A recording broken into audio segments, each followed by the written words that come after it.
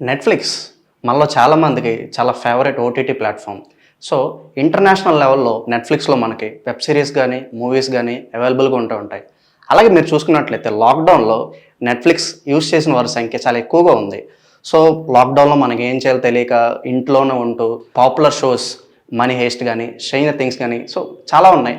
So, ఈ lockdown నుంచి గానీ డిజిటల్ ప్లాట్‌ఫామ్ నెట్‌ఫ్లిక్స్ యూజ్ చేసే వాళ్ళ సంఖ్య చాలా ఎక్కువగా ఉంది. సో, అలాగే మీరు గత కొంతకాలం నుంచి చూసుకున్నట్లయితే నెట్‌ఫ్లిక్స్ యూజర్స్ అనేవాళ్ళు చాలా తగ్గిపోతూ వస్తున్నారు. అండ్ ప్రెజెంట్ చూస్తే గనక నెట్‌ఫ్లిక్స్ కొత్త రికార్డ్‌ని సెట్ చేసింది. సో, మిలియన్స్‌లో సబ్‌స్క్రైబర్స్ రీసెంట్‌గా నెట్‌ఫ్లిక్స్‌లో జాయిన్ అవ్వడం జరిగింది. సో, దీనికి ఒక మెయిన్ రీజన్ ఉంది. ఒకసారి ఆ రీజన్ ఏంటో మనం ఎవరో తెలుసుకుందాం. సో, ఇక్కడ చూసినట్లయితే నెట్‌ఫ్లిక్స్ 2024 ఫస్ట్ క్వార్టర్‌లో వచ్చేసరికి 9.33 మిలియన్ సబ్‌స్క్రైబర్‌ని పొందింది. ఈ సంఖ్య గ్లోబల్ బేస్‌లో చాలా ఇది పెద్ద నెంబర్. సో, చూసుకున్నట్లయితే 2024 ఫస్ట్ క్వార్టర్‌లోనే నెట్‌ఫ్లిక్స్ మనకి సబ్‌స్క్రైబర్స్ చూసినట్లయితే 9.33 మిలియన్స్‌గా ఉంది.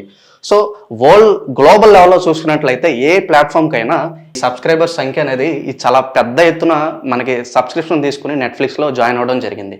సో, అలాగే దీనికి రీజన్ ఏంటంటే పాస్వర్డ్ షేరింగ్‌ని నెట్‌ఫ్లిక్స్ మనకి బ్యాన్ చేసింది.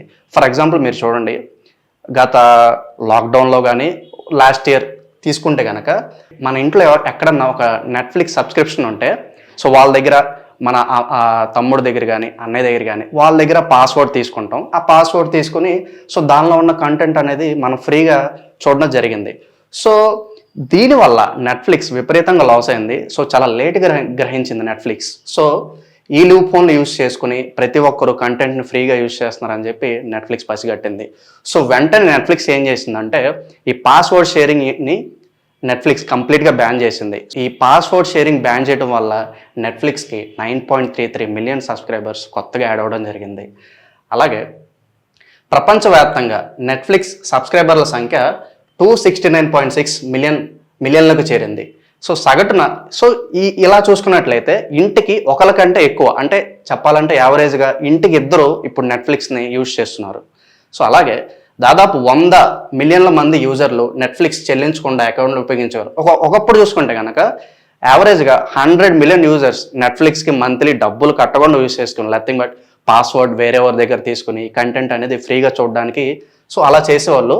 సో, కంప్లీట్‌గా నెట్‌ఫ్లిక్స్ ఇప్పుడు ఈ సిస్టమ్‌ని బ్యాన్ చేయడం వల్ల సో, ఇప్పుడు ఎక్కువ సబ్‌స్క్రైబర్స్ మనకి నెట్‌ఫ్లిక్స్‌లో జాయిన్ అవ్వడం జరిగింది.